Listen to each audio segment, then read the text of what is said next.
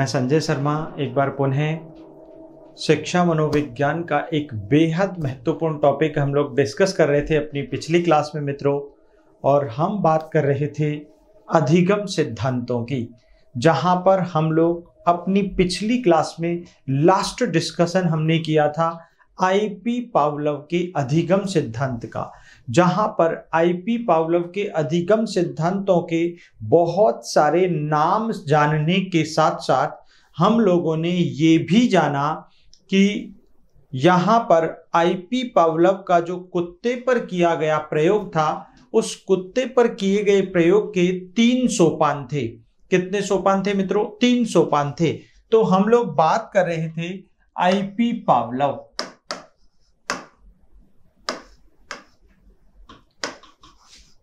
IP Pavlov की चर्चा कर रहे थे हम।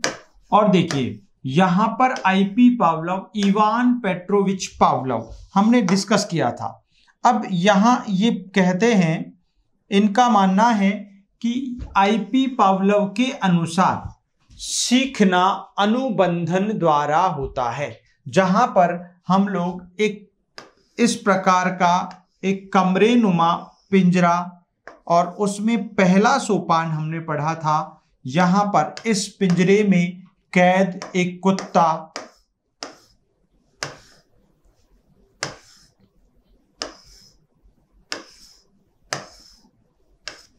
देखो मित्रों, यहां पर हम लोगों ने डिस्कस किया था, इसके अंदर एक डॉग है, एक कुत्ता है, उस कुत्ते को कसकर बांध दिया गया है। और वहां पर उस कुत्ते के सामने जब हमने पहली अवस्था पढ़ी थी, तो पहली अवस्था प्रयोग से पहले की अवस्था थी, प्रयोग से पूर्व की अवस्था या प्रयोग से पहले की अवस्था, इसको हम लोगों ने डिस्कस कर लिया था। और इसके अकॉर्डिंग हम लोग सीख चुके थे कि प्रयोग से पहले की जो अवस्था है, उस प्रयोग से पहले की अवस्था में सबसे पहले कुत्ते को क्या दिया गया मित्रों? भोजन दिया गया, जिसको हम लोगों ने यूएस कहा था, यानी अनकंडीशन्ड स्टिमुलस कहा था। क्या कहा था? अनकंडीशन्ड स्टिमुलस। ठीक है, तो ये अनकंडीशन्ड स्टिमुलस, इसको कभी कभी यूसीएस भी कह दिया जाता है। ठीक है, अनकंडीशन्ड स्टिमुलस बहुत सिंपल है। और इसके प्रति जो अनुक्रिया थी वो यूआर या यूसीआर कहलाती है। क्लियर है? तो ऐसा ही हुआ था, यानी यहां पर हमने भोजन दिया और भोजन के प्रति कुत्ते ने लार गिराई, और ये लार गिराना जो है ये स्वाभाविक अनुक्रिया है। कौन सी अनुक्रिया है? स्वाभाविक अनुक्रिया को अंग्रेजी में यूआर या यूसीआर कहते हैं, यानी अनकंडीशन्ड रिस्पॉन्स। रिस्पॉन्स का अभिप्राय अनुक्रिया से लिया जाता है। क्लियर हो गया यहां पर? तो ये प्रयोग से पहले की दशा थी, जब कुत्ते को केवल भोजन दिया गया। क्या दिया गया? यानी जब उस कुत्ते को जब पिंजरे में, कमरे नुमा एक बहुत बड़े पिंजरे में कैद कर रखा था, उसको अच्छे से बांध दिया था, उसके पैरों को अलग से बांध दिया था, उसकी गर्दन को अलग से बांध दिया था, और उसकी गर्दन से ऑपरेशन करके आईपी पावलोव ने एक नली, प्लास्टिक की एक नली, एक पाइप को उसकी गर्दन से जोड़कर, उसकी आहार नलिका से जोड़कर एक अलग से एक पात्र में यहां पर रख दिया था। और ये जो पात्र था, इस पात्र में ये लार थी। ये क्या थी? कुत्ते के द्वारा गिराई गई लार। और ये लार इस नलिका से होकर यहां पर अंदर आ रही थी। क्लियर है भाई? इस नलिका से होकर अंदर आ रही थी। जैसे ही कुत्ते को, भूखे कुत्ते को भोजन दिया गया, यानी भोजन दिखाया गया, तो भोजन को देखते ही कुत्ते ने लार गिरा दी। भाई सिंपल सी बात है, आप मान लीजिए आप भूखे हैं और 3 दिन के भूखे हैं, और फिर मेरी एंट्री होती है, और मेरी एंट्री भोजन की एक थाली लेकर होती है।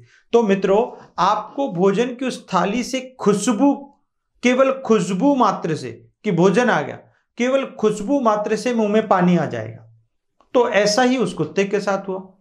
क्या हुआ, ऐसा ही उस कुत्ते के साथ हुआ मित्रों। लेकिन आईपी पावलोव स्वाभाविक उद्दीपक के प्रति स्वाभाविक अनुक्रिया को अधिगम नहीं मानते हैं, बल्कि प्राकृतिक दशा या स्वाभाविक अवस्था कहते हैं।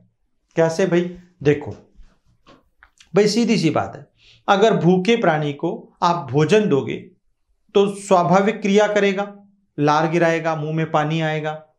तो ये कोई अधिगम नहीं है, ये तो हर प्राणी के साथ होता है, चाहे वो शिशु हो, चाहे वो पशु हो, चाहे वो मानव हो, चाहे वो कोई भी हो, ये हर व्यक्ति के साथ होता है। एक बच्चा जब भूखा होता है तो तेज तेज रोने लग जाता है, उस रोने की आवाज को सुनकर मां अपने सारे काम धाम छोड़कर उस बच्चे के पास दौड़ी चली आती है और उसे अनुभूति होती है कि मेरा बच्चा भूखा है, और वह उसे दुग्ध पान कराती है। इसका अभिप्राय यही है मित्रों कि यहां पर जो स्वाभाविक उद्दीपक है, उस स्वाभाविक उद्दीपक के प्रति जो लार गिराने की अनुक्रिया हो रही है वो स्वाभाविक अनुक्रिया है, और इसको पावलोव सीखना नहीं कहते, बल्कि स्वाभाविक अवस्था, स्वाभाविक दशा अथवा प्राकृतिक स्थिति और दशा कहते हैं। यानी इनसे मिलकर जो अनुक्रिया बनती है, वो स्थिति बनती है, वो है मित्रों स्वाभाविक अवस्था। स्वाभाविक अवस्था क्लियर है, स्वाभाविक अवस्था, यही इसका अभिप्राय है। इसको प्राकृतिक दशा भी कहते हैं, प्राकृतिक दशा या स्थिति, कुछ भी कह दीजिएगा। तो ये तो थी प्रयोग से पहले की स्थिति, ये हमने पिछली क्लास में भी यहां तक डिस्कशन कर लिया था। अब इससे आगे बढ़ते हैं। देखिए दूसरी अवस्था, इस तरफ से अब की बार क्या हुआ, भोजन के आने से पहले घंटी की आवाज आ गई और घंटी के पीछे पीछे भोजन भी आ गया। इन दोनों के बीच, यानी याद रखो घंटी और भोजन के बीच केवल 2 सेकंड का अंतराल था। कितने सेकंड का? 2 सेकंड का। यानी घंटी बजते ही भोजन आ गया, लेकिन पहले कौन बजा? घंटी। और भोजन कब आया? उसके जस्ट बाद। देखो मित्रों, यहां पर 2 बातें निकल के आती हैं। 2 बातें, एक तो होती है अनुकूलित अनुक्रिया। अनुकूलित अनुक्रिया का सीधा सा अभिप्राय अस्वाभाविक उद्दीपक के प्रति भी स्वाभाविक प्रतिक्रिया का उत्पन्न होना। अब देखो, अनुकूलित अनुक्रिया यहां पर उत्पन्न होने वाली है, अनुकूलित अनुक्रिया उत्पन्न होगी, इसीलिए सिद्धांत का नाम ही अनुकूलित अनुक्रिया पड़ गया। और अनुबंधन क्या है, अनुकूलित अनुक्रिया क्या है, इनको हम लोग अभी इसी प्रयोग के साथ डिस्कस करने वाले हैं, और साथ ही साथ हम लोग संबंधवाद और बंध की भी बात कर लेंगे। ठीक है, आइए देखो। तो यहां पर इधर से घंटी की आवाज पहले आई और उसके तुरंत बाद क्या आ गया? भोजन आ गया। ठीक है, इस प्रयोग को 2-3 बार दोहराया गया। घंटी बजाई, भोजन आया, घंटी बजाई, भोजन आया। यानी कि यहां पर घंटी का मतलब CS दिया। क्या दिया? CS। CS का मतलब होता है कंडीशनड स्टिमुलस। इसको CS को घंटी कहते हैं भाई मित्रों, इसको अस्वाभाविक उद्दीपक कहते हैं। इसके भी 3 नाम हो गए, घंटी, CS और अस्वाभाविक उद्दीपक। अच्छा एक बात बताइएगा, आप या मैं या कोई भी प्राणी भूखा है और उस भूखे प्राणी के सामने आप घंटी बजा रहे हैं, तो क्या घंटी उसकी खाने की चीज है? नहीं है। क्या कोई आवाज खाने की चीज है? नहीं है। उससे पेट भरने वाला है? बिल्कुल नहीं, गलत बात है। तो सीधा सा अभिप्राय हुआ, जो पेट नहीं भर सकती, जो हमें संतुष्ट नहीं कर सकती, जो उद्दीपक, जो वस्तु, जो अवस्था, वो अस्वाभाविक होती है। वो कैसी होती है? अस्वाभाविक, नेचुरल नहीं होती, वो अप्राकृतिक होती है। इस आधार पर जब घंटी खाने की चीज है ही नहीं और इसके तुरंत बाद प्लस क्या दे दिया भाई?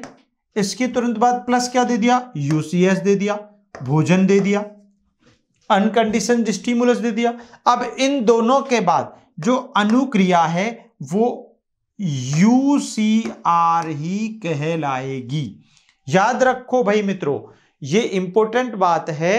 देखो मैं तुम्हें यहां पर समझा देता हूं। देखो दूसरा, इस दूसरी स्थिति को कहते हैं प्रयोग के दौरान की अवस्था।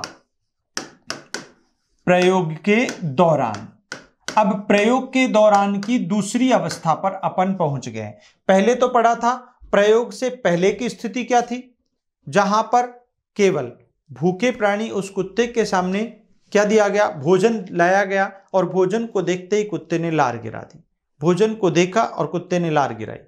क्लियर, वो तो पहली अवस्था थी। अब प्रयोग के दौरान क्या हुआ, और ये सबसे महत्वपूर्ण है। देखो मित्रों यहां पर प्रयोग के दौरान क्या हुआ, सबसे पहले घंटी बजाई गई यानी CS दिया गया, ठीक है। उसके बाद भोजन दे दिया गया यानी UCS दे दिया गया। अब इन दोनों के बीच जो अंतराल था भाई मित्रों, ये पढ़ना है आपको, यही तो पूछेगा एग्जामिनर। इन दोनों के बीच जो अंतराल था वो अंतराल था 2 से लेकर के 5 सेकंड तक का होता है। लेकिन इसमें भी एक उत्तर सबसे ज्यादा 2 सेकंड पढ़ा जाना चाहिए, सबसे अच्छा। क्लियर है। और अब जब ऐसा हुआ तो अनुक्रिया कैसी हो गई भाई, UCR हो गई, यानी कि स्वाभाविक अनुक्रिया।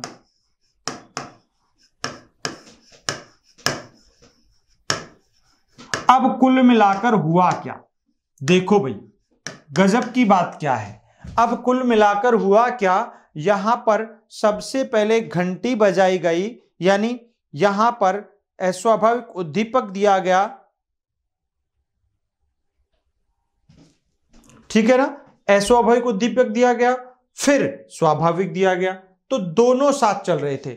और दोनों साथ चलने की, दोनों साथ साथ आने की प्रक्रिया को, अवधारणा को सहकालिक अनुबंधन कहा जाता है या साहचर्य अनुबंधन कहा जाता है।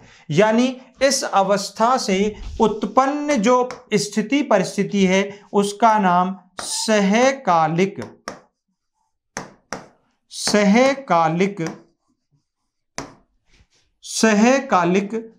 या साहचर्य अनुबंधन कहलाता है। लेकिन ये कब होगा भाई, अभी आप गलत कर देंगे। अनुबंधन 4 प्रकार का होता है, अपन पढ़ने वाले हैं, अपन पढ़ेंगे। अनुबंधन 4 प्रकार का होता है, जिनमें एक सहकालिक होता है, एक विलंबित होता है, एक पश्च होता है, समझ में आ रहा है, और एक चिन्ह अनुबंधन होता है, ट्रेस कंडीशनिंग होता है, ठीक है ना। ये अनुबंधन को अंग्रेजी में कंडीशनिंग कहते हैं। तो चारों प्रकार के अनुबंधन की बात करेंगे। उनमें से एक अनुबंधन साहचर्य अनुबंधन, लेकिन साहचर्य अनुबंधन की शर्त सिर्फ यही होगी कि दोनों उद्दीपकों के बीच अंतराल नहीं हो। लेकिन यहां तो अंतराल है। जब अंतराल है तो ऐसे अनुबंधन को विलंबित अनुबंधन कहते हैं। क्या कहते हैं, विलंबित अनुबंधन। तो अनुबंधन के प्रकारों में मैं इन सभी चर्चा को, इस विशिष्ट बात को बिल्कुल स्पष्ट कर दूंगा, बिल्कुल स्पष्ट कर दूंगा कि वास्तव में सहकालिक अनुबंधन सिमल्टेनियस कंडीशनिंग क्या है, डिलेड कंडीशनिंग यानी विलंबित अनुबंधन क्या है, ट्रेस कंडीशनिंग यानी चिन्ह अनुबंधन क्या है, और बैकवर्ड कंडीशनिंग यानी पश्च अनुबंधन क्या है। यह अभी यहां पर निकल के आ जाएगा। तो इसको हम लोगों ने सहकालिक या साहचर्य अनुबंधन के सिमिलर, इसमें एक शर्त होती है, दोनों उद्दीपकों के मध्य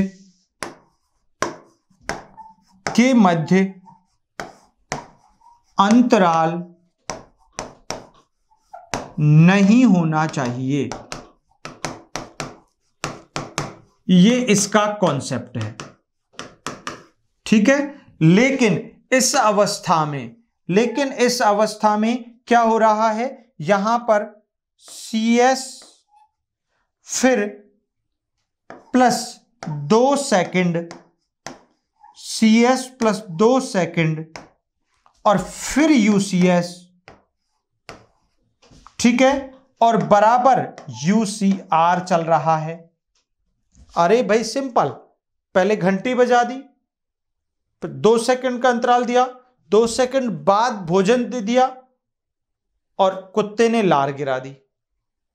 घंटी बजी, घंटी की आवाज आई, घंटी नहीं दिखाई दी, घंटी की सिर्फ आवाज आई और आवाज आते ही क्या आ गया, भोजन आ गया और भोजन के आते ही कुत्ते ने लार गिरा दी। अब कुत्ता धीरे धीरे क्या होगा, इस प्रयोग को जब बार बार दोहराया गया तो कुत्ते ने भोजन का अनुबंधन, भोजन की जो बंध है, भोजन का जो संबंध है वो किसके साथ स्थापित कर लिया, घंटी के साथ स्थापित कर लिया। भोजन का जो संबंध है वो किसके साथ स्थापित कर लिया, घंटी के साथ। इसी को तो अस्वाभाविक उद्दीपक के साथ भी स्वाभाविक उद्दीपक जैसा संबंध स्थापित करना ही अनुबंधन कहलाता है। मित्रों, अनुबंधन क्या है? अरे भाई, अस्वाभाविक उद्दीपक के प्रति स्वाभाविक उद्दीपक जैसा संबंध स्थापित कर लेना, बंध स्थापित कर लेना, रिलेशन बना लेना। भाई घंटी बजी, कुत्ते ने माइंड में एक संबंध स्थापित कर लिया कि यार ये जब घंटी बजती है ना तभी भोजन आता है। इस प्रयोग को जब बार बार दोहराया गया तो उसने अपने घंटी का संबंध भोजन से स्थापित कर लिया और ऐसी इस प्रक्रिया को अनुबंधन कहते हैं। आपसे पूछा जाए एग्जाम में, अनुबंधन क्या है? अनुबंधन क्या है? अस्वाभाविक उद्दीपक के प्रति स्वाभाविक उद्दीपक जैसा संबंध स्थापित कर लेना अनुबंधन कहलाता। क्लियर हो गया? बिल्कुल क्लियर है। तो यहां पर अनुबंधन हमने पढ़ा। अब ऐसी स्थिति को हम लोग यहां पर विलंबित अनुबंधन के नाम से जानते हैं। विलंबित अनुबंधन। मित्रों, यहां से प्रश्न पूछा जाएगा आपसे। विलंबित अनुबंधन अनुबंधन की सर्वश्रेष्ठ अवधारणा है। सबसे श्रेष्ठतम प्रकार का अनुबंधन विलंबित अनुबंधन ही कहलाता है, यानी इसको सर्वश्रेष्ठ अनुबंधन कहते हैं। सर्वश्रेष्ठ अनुबंधन कहते हैं। मित्रों, विलंबित अनुबंधन सर्वश्रेष्ठ अनुबंधन कहलाता है। कैसा अनुबंधन कहलाता है? सर्वश्रेष्ठ, सबसे अच्छा अनुबंधन विलंबित अनुबंधन कहलाता है। कौन सा कहलाता है? विलंबित अनुबंधन। तो यहां पर प्रयोग के दौरान की दूसरी अवस्था हम लोगों ने पढ़ी, जहां पर पहले घंटी बजाई गई और 2 सेकंड के अंतराल बाद भोजन लाया गया, फिर कुत्ते ने वही लार गिराने की स्वाभाविक अनुक्रिया कर दी। क्लियर हो गया?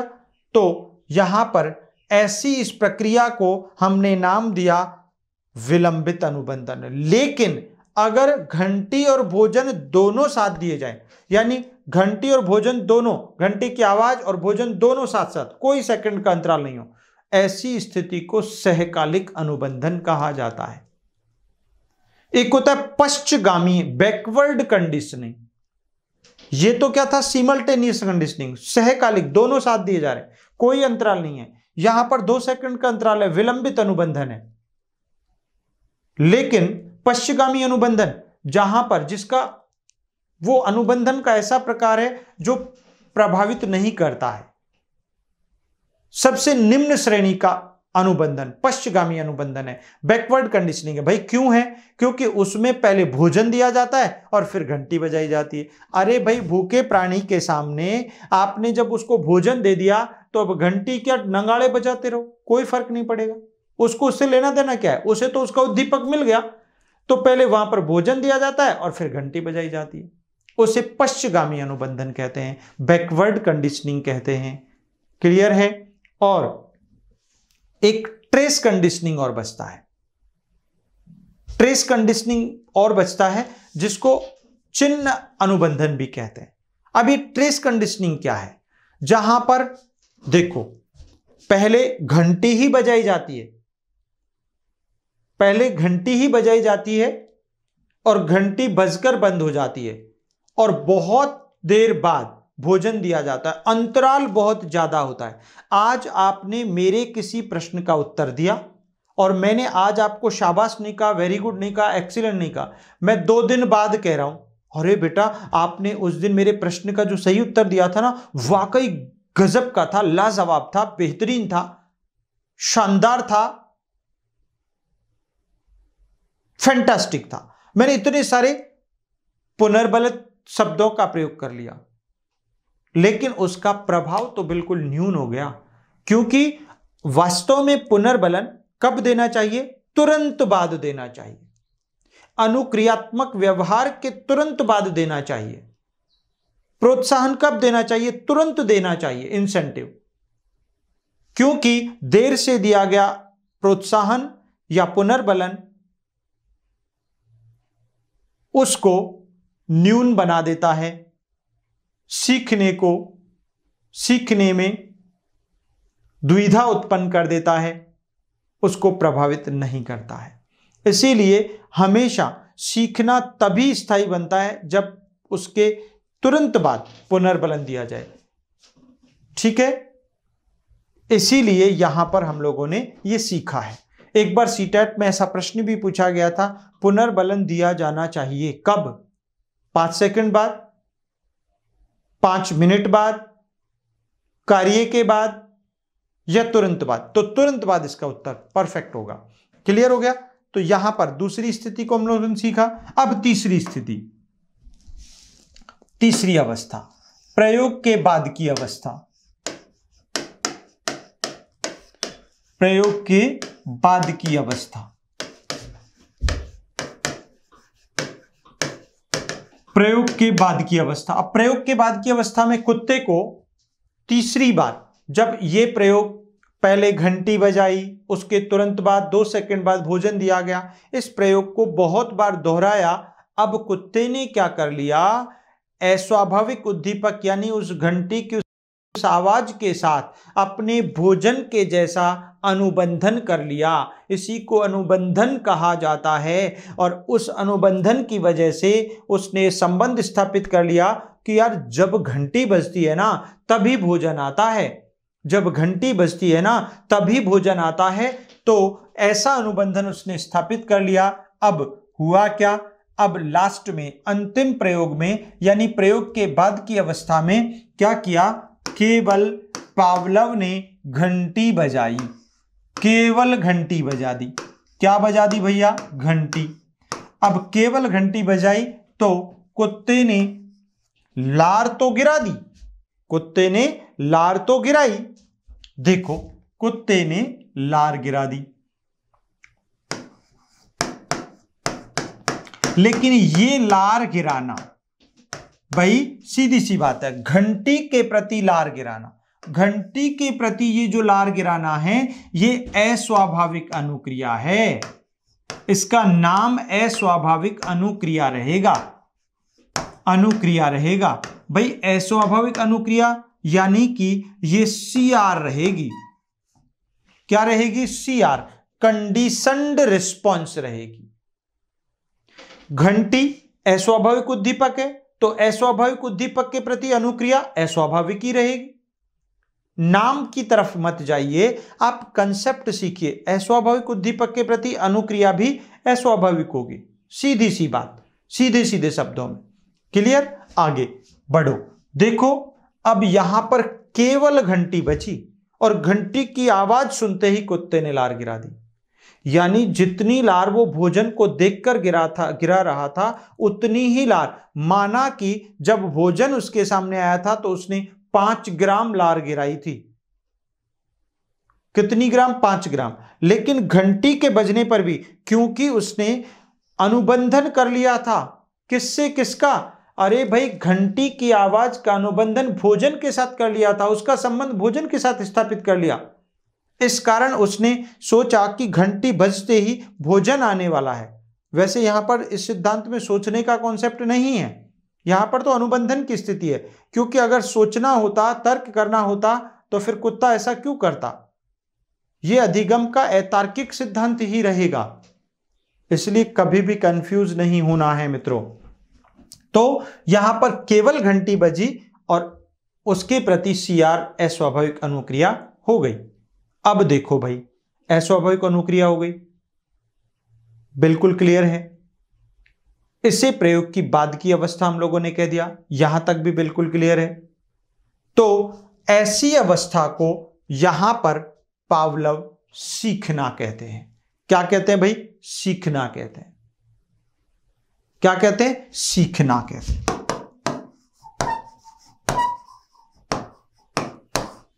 अब क्या हुआ, धीरे धीरे देखो, धीरे धीरे बार बार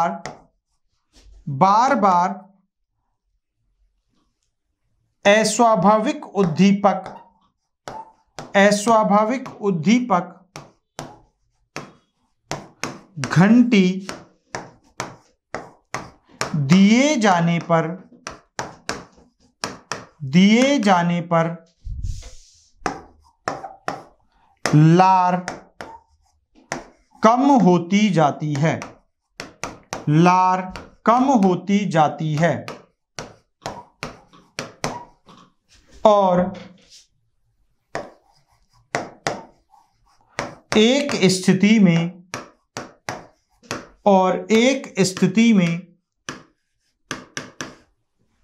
पूरी तरह पूर्ण रूप से बंद हो जाती है।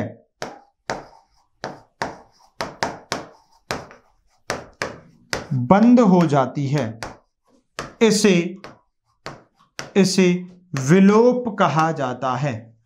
इसे क्या कहोगे? विलोप कहा जाता है। मित्रों, ये साइकोलॉजी की भाषा में यहां पर एक वर्ड हमने यूज किया है, विलोप। क्या कहा जाता है भैया? विलोप कहा जाता है। क्या कहा जाता है? विलोप कहा जाता है। आपसे पूछा जाए अनुकूलित अनुक्रिया सिद्धांत में पावलव ने विलोप की अवस्था माना है। अरे भाई, आप भूखे प्राणी के सामने बार बार घंटी बजा रहे हो, तो ठीक है कि उसने संबंध तो स्थापित कर लिया कि भाई घंटी बजते ही भोजन आता है, यानी घंटी का संबंध स्थापित कर लिया भोजन के साथ। लेकिन अगर आप अस्वाभाविक उद्दीपक बार बार दोगे तो लार कब तक गिराएगा? वो धीरे धीरे कम होती जाएगी और उसको समझ में आ जाएगा कि ये तो सिर्फ पागल बनाते हैं, ये तो सिर्फ घंटी बजाते हैं, भोजन तो देते हैं नहीं, भोजन तो देते हैं नहीं। तो उसको विलोप होना कहा जाता है। क्या होना कहा जाता है? विलोप होना। तो तीसरी स्थिति समझ में आ गई। अगर अस्वाभाविक उद्दीपक बार बार दिया जाए, लगातार दिया जाए, तो ऐसी स्थिति में धीरे धीरे उसकी लार का गिरना बंद हो जाएगा और इस बंद होने की स्थिति को विलोप होना कहा जाता है। क्या कहा जाता है? विलोप होना कहा जाता है। क्या कहा जाता है मित्रों? विलोप होना कहा जाता है। बिल्कुल सही है ये, ठीक है ना। और कई बार देखा गया है कि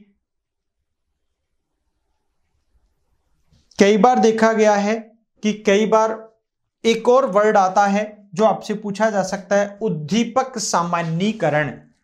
इस सिद्धांत में एक और वर्ड आपसे पूछ सकता है, उद्दीपक सामान्यीकरण क्या है? उद्दीपक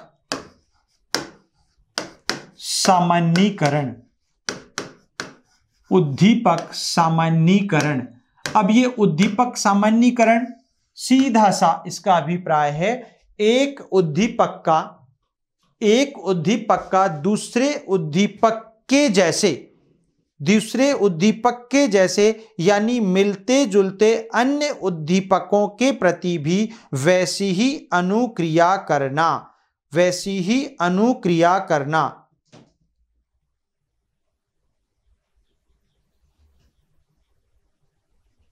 देखो भाई, पहले वाले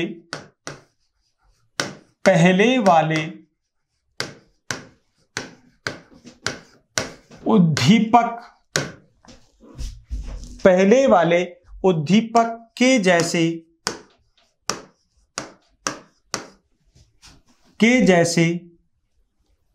मिलते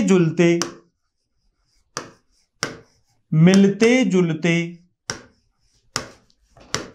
अन्य उद्दीपकों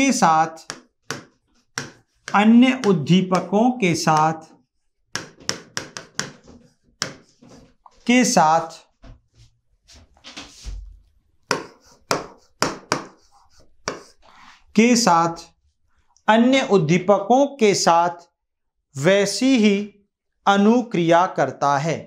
अन्य उद्दीपकों के साथ वैसी ही अनुक्रिया करता है उसे उद्दीपक सामान्यीकरण कहा जाता है। अरे भाई सीधी सी बात है, इसको एग्जाम्पल से सीखो मित्रों। उद्दीपक सामान्यीकरण क्या है? कुत्ता घंटी के बजने पर लार गिरा रहा था। इसके पीछे एक ही कारण था। क्या कारण था? कि उसने अस्वाभाविक उद्दीपक यानी घंटी के साथ अपने भोजन का संबंध स्थापित कर लिया, और इस संबंध स्थापन की प्रक्रिया को इस सिद्धांत में अनुबंधन कहा गया। और पावलोव यही तो कहते हैं, सीखना अनुबंधन द्वारा ही होता है। कुत्ते ने सीख लिया, समझ में आ गया। अब क्या हुआ? आप बार बार ही अस्वाभाविक उद्दीपक दे रहे हो, घंटी बजा रहे हो, तो धीरे धीरे वो कुत्ता सोच लेगा, कुत्ता समझ जाएगा कि ये तो पागल बनाते हैं, सिर्फ घंटी घंटी बजाते हैं, भोजन देते नहीं है। तो धीरे धीरे उसकी लार का गिरना क्या हो जाएगा? विलोप हो जाएगा। क्या हो जाएगा? विलोप हो जाएगा। ऐसे ही यहां पर सामान्य उद्दीपक सामान्यीकरण से अभिप्राय, जैसा उद्दीपक पहले था वैसा ही उससे मिलता जुलता कोई दूसरा उद्दीपक अगर दिया जाए तो भी कुत्ता वैसी ही अनुक्रिया, या कोई भी प्राणी वैसी ही अनुक्रिया कर देगा। जैसे देखिए, एक एग्जाम्पल से सीखते हैं। जैसे घंटी की बजाय आप कुत्ते के सामने सीटी बजा दोगे तो सीटी की आवाज पर भी पहली बार वो क्या कर देगा? लार गिरा देगा। अब उद्दीपक सामान्यीकरण हो गया। उसने जैसी घंटी की आवाज होती है वैसी सीटी की भी आवाज होती है, तो उन दोनों आवाजों के साथ उसने सामान्यीकरण कर लिया, दोनों उद्दीपकों के भी।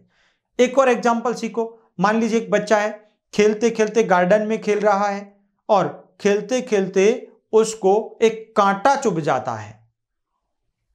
क्या चुभ जाता है? कांटा चुभ जाता है, और कांटा चुभने से उसको ब्लड निकलने लगता है, वो रोने लगता है, चीखने लगता है। उसकी मां दौड़ी दौड़ी आती है, मां से पूछता है ये क्या हुआ? कि बेटा ये कांटा चुभा, इसलिए आपको पेन हुआ, दर्द हुआ ये। और वो रेड मतलब लाल रंग का वो क्या निकला? वो रक्त निकला, वो ब्लड निकला। अब क्या, बच्चा जैसे ही कोई लाल रंग की वस्तु देखता है तो उसे क्या समझ बैठता है? वो ब्लड है। गुलाब का फूल भी अगर वो देखता है तो उसको भी वो क्या समझता है? वो रक्त है।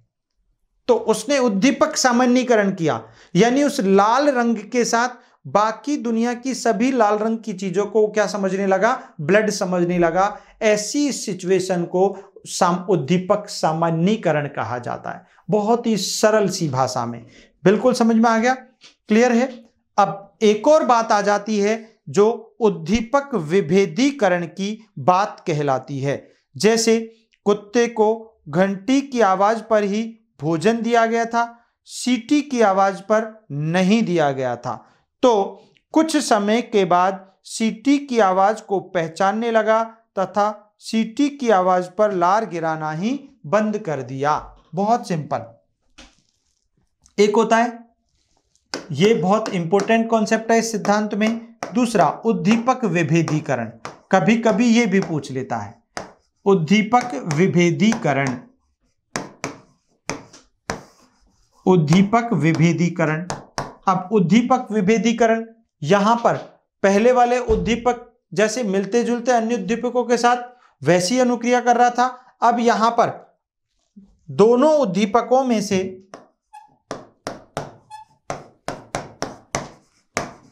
दोनों उद्दीपकों में विभेद या अंतर कर लेता है। विभेद या अंतर करना। अब अंतर कैसे करेगा भाई? घंटी के बजने पर तो भोजन दिया जा रहा था, घंटी जब बजी थी तो भोजन मिला था कुत्ते को, लेकिन सीटी बजने पर भोजन नहीं दिया। पहली बार तो कुत्ता गलती कर देगा, लेकिन जल्दी ही वो दोनों उद्दीपकों में विभेद कर लेगा, अंतर कर लेगा कि यार घंटी बजने पर भोजन मिलता है, सीटी बजने पर नहीं मिलता। तो इसको उद्दीपक विभेदीकरण कहा जाता है। क्या कहा जाता है? उद्दीपक विभेदीकरण कहा जाता है। आपको एक बच्चे को समझ में आ जाता है कि जब बच्चा छोटा होता है, पहली बार स्कूल जाता है, तो स्कूल से आते ही तो मां चॉकलेट देती है। स्कूल से आते ही तो मां चॉकलेट देती है, और स्कूल जाते समय भी चॉकलेट देती है। स्कूल जाते समय भी चॉकलेट देती है। समझ में आया? लेकिन वहां पर दोनों चॉकलेट अलग अलग होती हैं। अब धीरे धीरे बच्चा विभेद करने लग जाता है कि जाते समय कैसी चॉकलेट थी और आते समय कैसी। तो उन दोनों के बीच क्या होता है? विभेद करना सीख लेता है। लेकिन ये छोटे बच्चों के लिए ही उपयोगी सिद्ध हो सकता है। अब धीरे धीरे क्या किया? मां ने चॉकलेट की जगह पर खाना देना शुरू कर दिया। पहले दिन तो बच्चे की प्रतिक्रिया दौड़कर मां की गोद में आकर वैसी ही थी, लेकिन जैसे ही चॉकलेट की जगह भोजन दिया तो बच्चे को समझ में आ गया, अंतर स्पष्ट हो गया, उद्दीपक विभेदीकरण हो गया कि नहीं, अब वो वैसी क्रिया नहीं कर रहा, तो कुत्ता फिर लार नहीं गिराता है। तो उसको उद्दीपक विभेदीकरण की अवस्था कहा जाता है। क्लियर हो गया? तो ये कुछ विशेष बातें थी सिद्धांत के अंतर्गत। हमने पूरे प्रयोग को सीख लिया। अब हम प्रयोग के कुछ हिस्सों को बात करते हैं कि प्रयोग से कैसे प्रश्न पूछे जा सकते हैं। पावलोव के प्रयोग से प्रश्न कैसे आएंगे? पावलोव का प्रयोग, इसमें से प्रश्न कैसे पूछेगा हमसे? पहला प्रश्न पूछ सकता है, यहां पर भोजन क्या है? भोजन क्या है? तो भोजन क्या है भाई? स्वाभाविक उद्दीपक है। स्वाभाविक उद्दीपक है।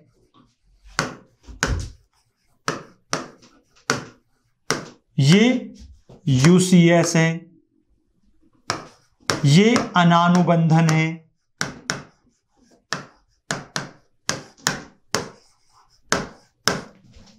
ठीक है।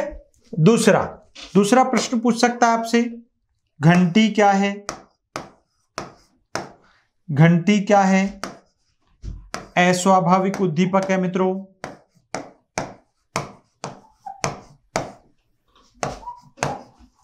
इसको सीएस भी कहा जाता है। इसको अनुबंधित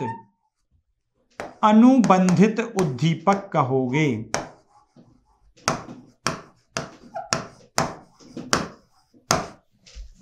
कंडीशनड स्टिमुलस।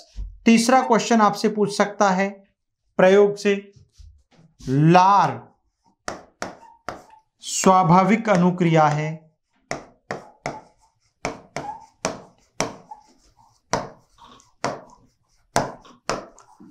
इसी को स्वाभाविक अनुक्रिया को यूसीआर कहते हैं। इसे अनानुबंधित अनुक्रिया भी कहते हैं। बस इन शब्दों में उलझाएगा आपको, अनानुबंधित अनुक्रिया। बहुत ही सरल सा कॉन्सेप्ट है।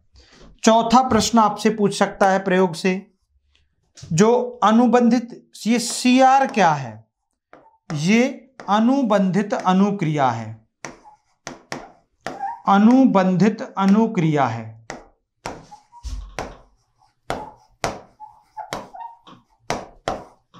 अनुबंधित अनुक्रिया है, और सीआर को यहां पर कंडीशनड रिस्पॉन्स हमने कहा है।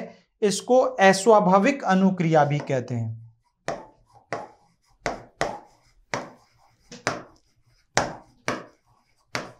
अस्वाभाविक अनुक्रिया भी कहा जाएगा। क्लियर है? तो ऐसे प्रश्न भी हमारे यहां पर पूछे जा सकते हैं हमसे। क्लियर? अब देखो, हम बात करते हैं अनुबंधन के प्रकारों की। अनुबंधन के प्रकार। अनुबंधन क्या है मैं डिस्कस कर चुका हूं। अनुबंधन शब्द और विचार किसने दिया? स्किनर ने। अनुबंधन के जनक कौन है? आईपी पावलोव हैं। क्लियर है सबको? अनुबंधन के प्रकार, types of conditioning. Types of conditioning, अनुबंधन के प्रकार। अब मित्रों, अनुबंधन के 4 प्रकार होते हैं भाई।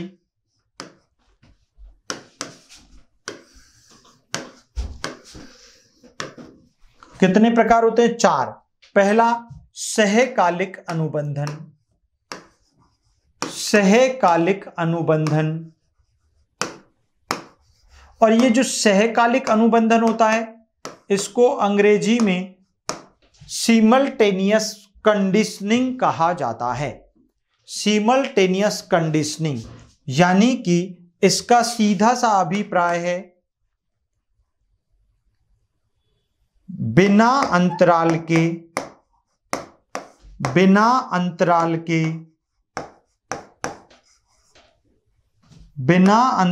के दो उद्दीपक साथ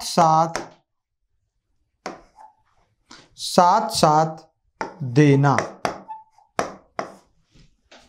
दूसरा होता है यहां पर विलंबित अनुबंधन। विलंबित अनुबंधन। विलंबित अनुबंधन। मित्रों, विलंबित अनुबंधन क्या होगा? पहली बात, ये सर्वश्रेष्ठ अनुबंधन है। सर्वश्रेष्ठ अनुबंधन है। पहला क्वेश्चन तो यहीं से बन जाएगा। एक बहुत ही गजब का प्रश्न कौन सा बन गया? विलंबित अनुबंधन सर्वश्रेष्ठ अनुबंधन कहलाता है। इसको अंग्रेजी में डिलेड कंडीशनिंग कहते हैं। कौन सी कंडीशनिंग? Delayed conditioning. और इसमें होता क्या है मित्रों? इसमें पहले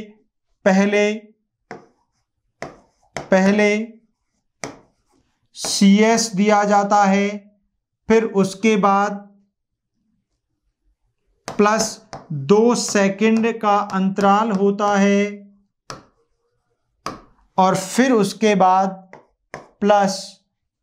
बाद UCS दिया जाता है। बस।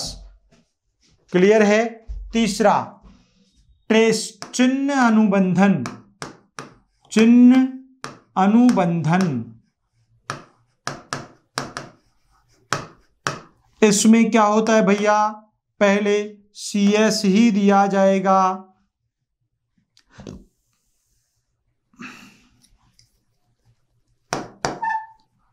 पहले CS ही देंगे, परंतु CS और UCS के बीच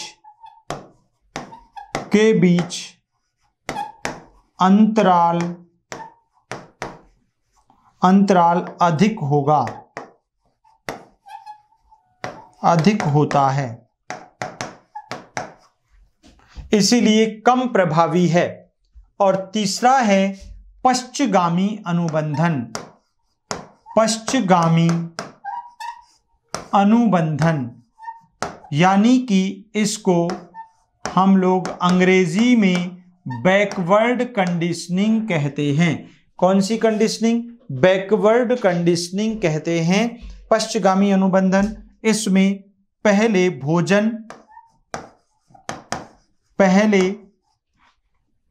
UCS यानी भोजन और बाद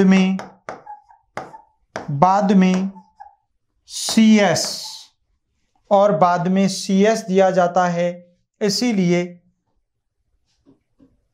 सबसे कम प्रभावी, सबसे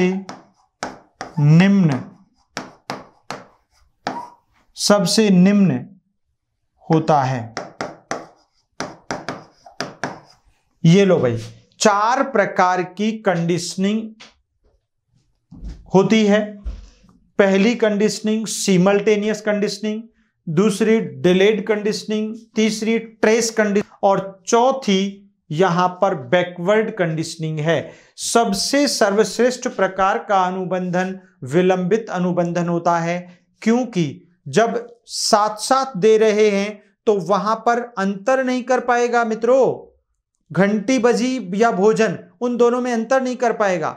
साथ साथ देना सहकालिक अनुबंधन है, उसके बाद 2 सेकंड के अंतराल के बाद स्वाभाविक उद्दीपक देना विलंबित अनुबंधन है, और चिन्ह अनुबंधन पहले घंटी तो बज गई लेकिन भोजन में बहुत ज्यादा अंतराल लगा लिया तो वो उसका प्रभाव ही खत्म हो जाता है। और पश्चगामी अनुबंधन ये तो बिल्कुल ही उल्टा है, पहले भोजन ही दे दिया तो अब कुत्ता लार क्यों गिराएगा भैया। घंटी कितनी बजाते रहो, घंटी बजाते रहो, डमरू बजाते रहो, डीजे बजाते रहो, कोई फर्क नहीं पड़ेगा। इसलिए यहां पर ये 4 प्रकार के अनुबंधन होते हैं। तो मित्रों, ये आईपी पावलोव की बहुत ही महत्वपूर्ण चर्चा थी, जिसको मैंने प्रयोग के साथ समझाया, सिद्धांतों के नाम के साथ हमने डिस्कशन किया, और हमने अनुबंधन के टाइप्स पढ़ लिए, और हमने 3 महत्वपूर्ण शब्द जो पूछे जाते हैं एग्जाम्स में, विलोप क्या है, उद्दीपक सामान्यीकरण क्या है, और उद्दीपक विभेदीकरण क्या है, इन सब की चर्चा आज की क्लास में हम लोगों ने की है। और साथ ही साथ प्रयोग के 3 सोपान, प्रयोग से पहले की अवस्था, प्रयोग के दौरान की अवस्था और प्रयोग के पश्चात की अवस्था, तीनों की चर्चा की। अब हम इस सिद्धांत के शैक्षिक महत्व पर प्रकाश डालेंगे, नजर डालेंगे। लेकिन मित्रों, आज की क्लास को तो हम यहीं पर विराम देंगे, क्योंकि आईपी पावलोव के इस अधिगम सिद्धांत के शैक्षिक महत्व की चर्चा, जहां पर पूरा सिद्धांत एक बार डिस्क्राइब हो जाता है, सबसे ज्यादा प्रश्न मित्रों शैक्षिक महत्व से ही बनते हैं अधिगम के सिद्धांतों में, इसलिए वो पढ़ना और भी मजेदार है, जरूरी है। लेकिन इसकी चर्चा अपन करेंगे अपनी अगली क्लास में। तो मित्रों, आज के लिए, अभी के लिए तो इतना ही। धन्यवाद।